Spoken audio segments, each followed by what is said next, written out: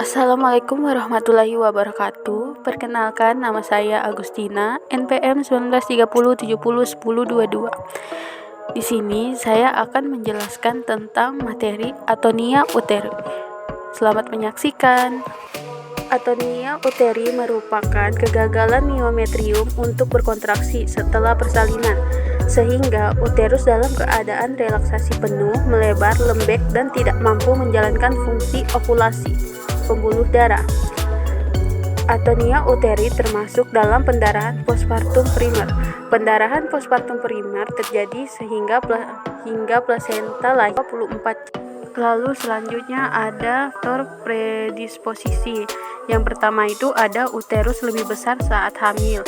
Yang kedua, kala 1 sampai kala 2 memanjang. Yang ketiga, partus precipitus. Yang keempat, persalinan dengan indukasi atau augmentasi. Dan yang kelima ada multipara atau grade dan MGSO4. Nah, apa saja sih tanda dan gejalanya? Tanda dan gejalanya adalah pendarahan pravagina.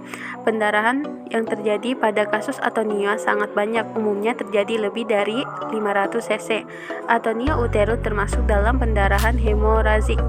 Lalu konsistensi rahim lunak. Nah, gejala ini merupakan gejala terpenting adalah konsistensi rahimnya yang lunak, uterus yang tidak berkontraksi atau uterus yang lembek. Lalu tanda-tanda syok.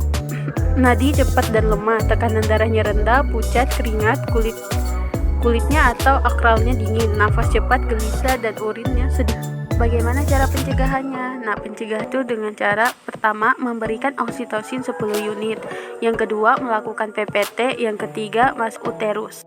Selanjutnya manajemen atonia uteri. Manajemen atonia uteri dibagi menjadi dua. Yang pertama manajemen standar dan manajemen bedah.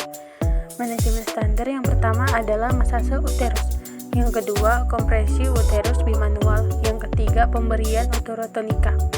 Lalu selanjutnya manajemen bedah, tampon uterus internal, pelvic pressure pad, embolisme, jahitan compression, ligasi arteri lilaka internal, hysterotomi peripartum. Lalu selanjutnya ada KBI atau bisa disebut kompresi bimanual internal. Teknik yang pertama adalah memakai sarung tangan desinfektan tingkat tinggi atau steril. Dengan lembut masukkan tangan dengan cara menyatu kelima ujung jari ke inteksus ke dalam vagina itu. Lalu yang kedua adalah periksa vagina dan serviks. Jika ada sel selaput atau ketuban atau bekuan darah pada vakum uteri, mungkin uterus tidak dapat berkontraksi secara penuh. Lalu yang ketiga adalah letakkan kepalan tangan pada foramen arterior, tekan dinding anterior uteri sementara telapak tangan lain pada abdomen. Menekan dengan dinding belakang uterus ke arah kepalan tangan kepala dalam. Lalu 4. Tekan uterus dengan kedua tangan secara kuat. Kompresi uterus ini memberikan tekanan langsung pada pembuluh darah di dalam dinding uterus dan juga merangsang miometrium untuk berkontraksi. Lalu selanjutnya ada KBE atau biasa disebut kompresi bimanual eksternal.